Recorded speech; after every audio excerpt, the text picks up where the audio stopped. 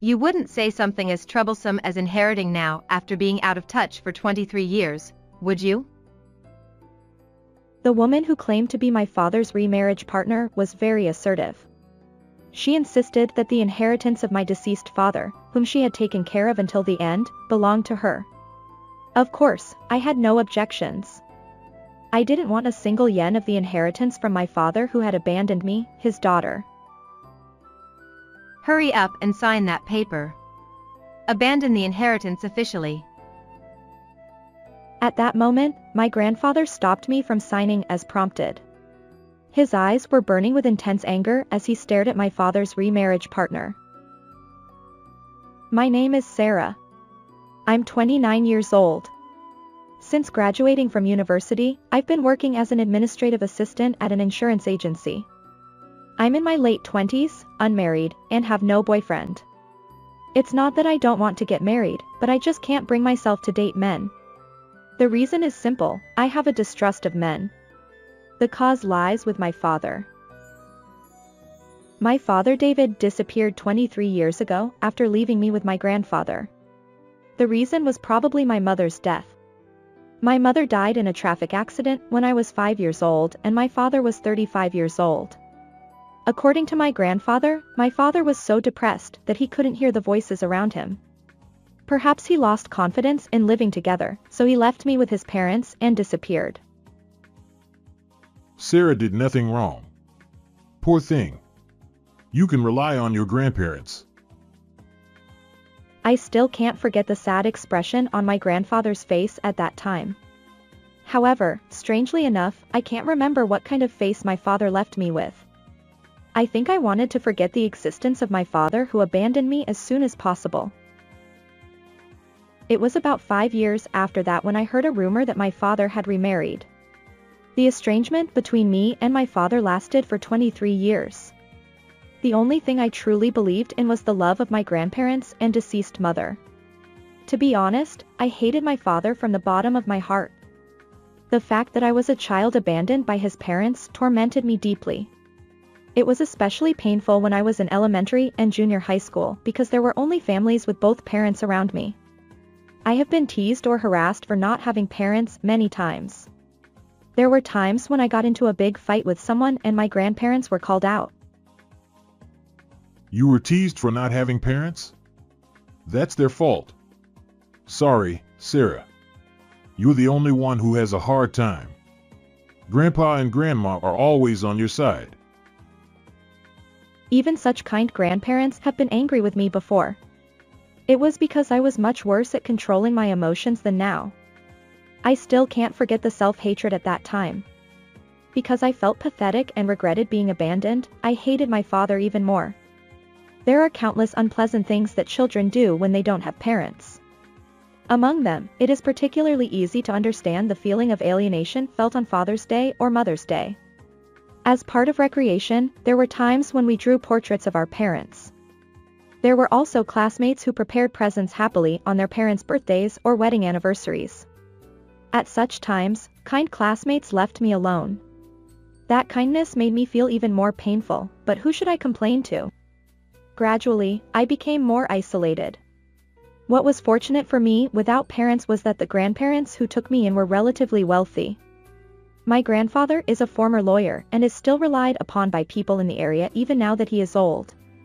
My grandmother is always kind and good at cooking, and she treated me, who had no cuteness, very carefully. You don't have to worry about money. You can do any hobby you want, and if you ever want to go to college, Grandpa and Grandma will help you properly. Instead of directly venting anger at my father, I had all the love of my grandparents as much as I wanted. I wanted anything I wanted and sometimes said something outrageous. A rational grandfather didn't spoil me like that. Grandpa can only buy what you need for Sarah. If you just want something, you can't buy it for you. It's not because Grandpa is stingy that he says this kind of thing. It's because Grandpa doesn't want Sarah to become an adult who spends money recklessly. Grandfather is really a solid person. He is really kind, but not always so. He could be very strict at times and wouldn't forgive me for being spoiled.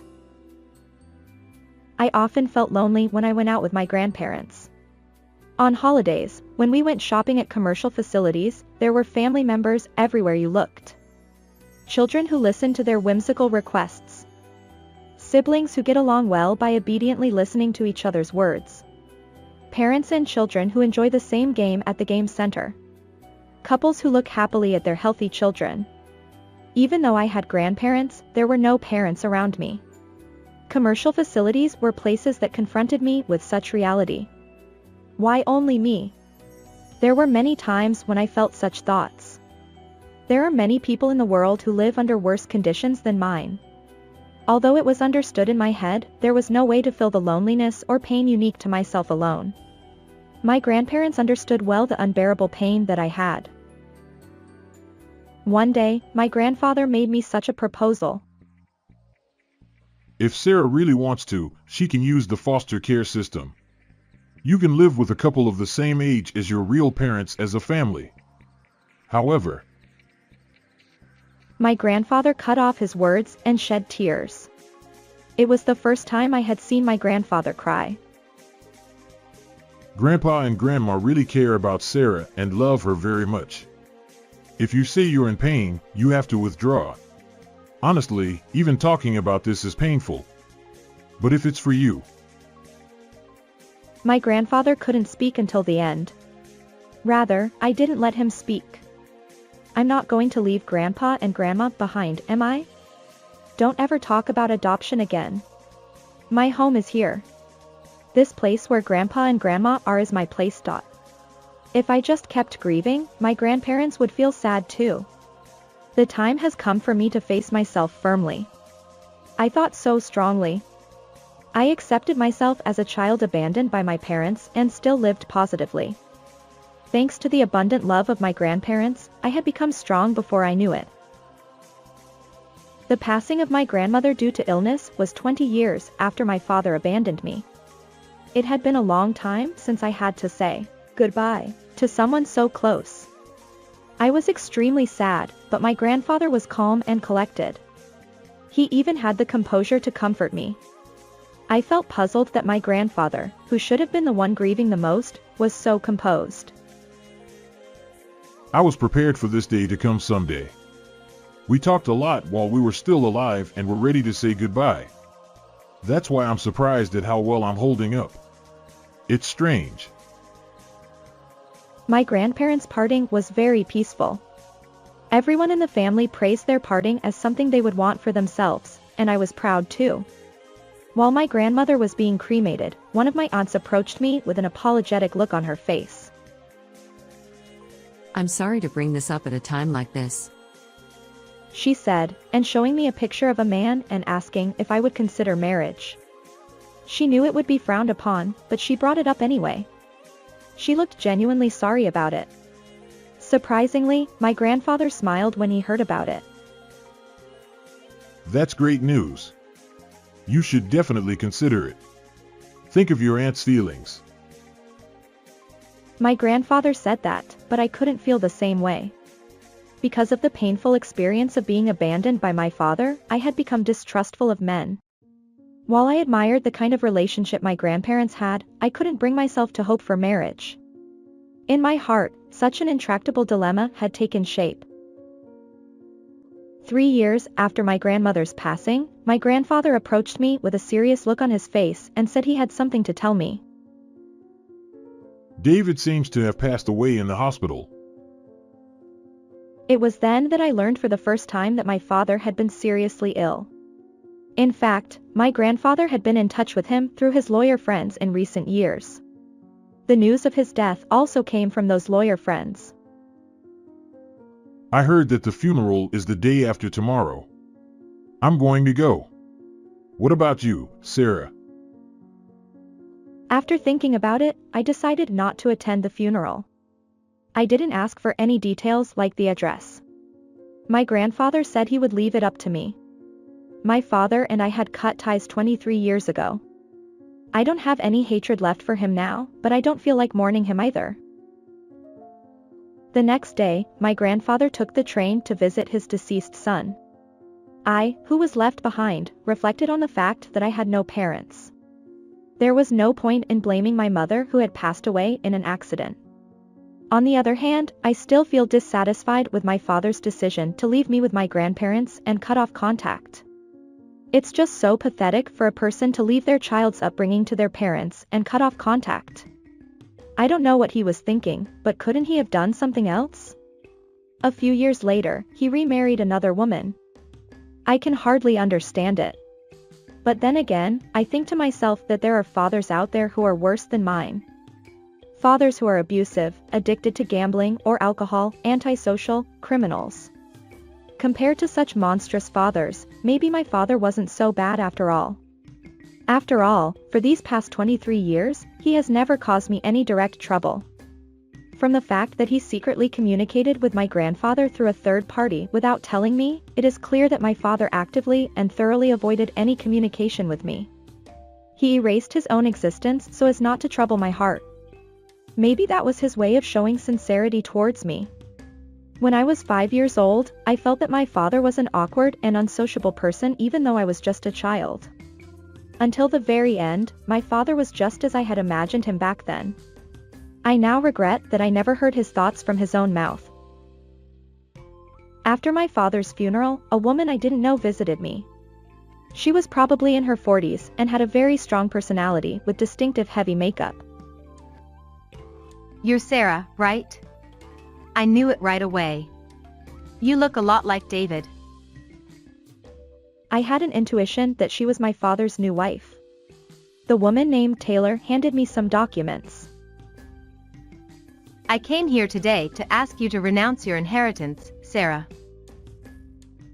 According to Taylor, my father had about 20 million yen in savings. If things continue as they were, Taylor and I would split the savings in half.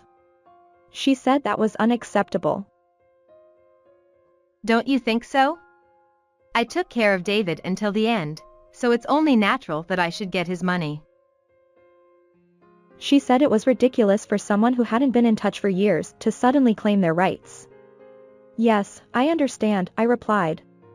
But if you don't mind, could you tell me what kind of life my father led? What kind of life? It was a boring everyday life.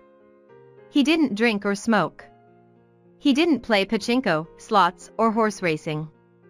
He either read books all day or sat in front of his computer writing articles. My father worked as a writer and would write anything if asked to do so: internet news, SEO articles, novels, scenarios. Even when he became bedridden due to illness in his later years, he continued writing. I was struck by an unexpected feeling. A self-centered father was suited for a lazy life like that. Although I had thought so somewhere in my heart, I couldn't imagine my father as a stoic writer. At the same time, I was beginning to lose sight of who my father really was. It wasn't an easy feat to accumulate 20 million yen through writing work alone. It wasn't an ordinary effort. Why did someone who could be so devoted to something abandon his duty to raise his daughter? Come on, isn't it enough? Sign it quickly. What's wrong? You haven't been in touch for 23 years, and now you're saying you want to inherit it? Of course, I was going to abandon the inheritance. I don't want anything that someone who abandoned his daughter left behind. What are you doing? Sign that paper quickly. Officially abandon the inheritance. As I was prompted to sign, my grandfather came and stopped me. My grandfather, who faced Taylor head-on, looked angry no matter how you looked at him. How dare you come all the way here so easily? I told you not to come. Father-in-law. Don't be so cold, W. I'm your daughter-in-law, you know? I don't remember recognizing you. And you like David's money more than David himself, don't you? So that's not true. It's just like I said at the funeral. The grudge between my grandfather and Taylor. I had no idea what it was. My grandfather explained it to me as I was bewildered. It's true that David remarried Taylor. David regretted it. Taylor is promiscuous, spends a lot of money, and hardly takes care of her sick husband. So that's why it's a lie. Who said such a thing? The lawyer? Hey, Sarah, just sign it already. Abandon the inheritance. That's impossible. David's will says he will leave all his property to his daughter Sarah. Will. I was as surprised as Taylor. It was the first time I heard about my father's will. My grandfather nodded deeply as he looked into my eyes. Don't worry. The will has not been opened yet. It has to be verified by the court. The reason Grandpa knows the contents of the will is because David read the letter attached to the will. Father's letter. Yes. It's written in that letter. He decided to leave all his property to Sarah. And your infidelity is also written there. There are also photos of evidence. David doesn't want to leave anything to you. Taylor slumped down in disappointment. The words, "there are also photos of evidence," may have had an effect on her. She seemed to have given up because she could no longer escape. I was still confused. Leaving property to a daughter who was supposed to have been abandoned? For what purpose? My grandfather smiled sadly as he sensed my confusion. I'm sorry for keeping silent for so long, Sarah. Your father didn't hate you and abandon you. He had no choice but to leave you with Grandpa and Grandma because of his illness. Actually, my father had the same illness as my grandmother when he was young. After his wife died in an accident, he seriously thought about it. If he continued to raise his daughter like this, he would eventually become a big burden for her. And that day could come at any time. His daughter might become a so-called young carer. Rather than letting that happen, it would be better to be hated for life and cut off the relationship completely. It was an extremely extreme choice, typical of a clumsy and unsociable father. Knowing everything, I felt indescribable. I was actually loved by my father. Taylor, are you obsessed with inheritance because you want to use David's legacy to pay off your debts? Unfortunately, you won't get a penny. This is the worst. You must be disappointed. You approached David for money from the beginning, didn't you? Taylor let out a big sigh. It seems that she hit the nail on the head. She hung her head and went home with a heavy heart. It was the moment when Taylor's debt repayment life, which would continue for many years to come, was confirmed. After Taylor left, my grandfather apologized to me again. I'm sorry I kept it a secret. I couldn't tell you because of my promise to David. My grandfather seemed relieved. Only he was feeling refreshed. I was still feeling confused. After all, my father's negative evaluation has been going on for 23 years. It can't be changed easily. It will probably take time. For now, I wanted to read the letter my grandfather mentioned. That's where the story begins. If I'm satisfied with everything, I'll inherit the inheritance for the first time. And then I'll go to my father's grave right away. I'll probably tell my father how grateful I am for the first time. I was looking forward to that moment.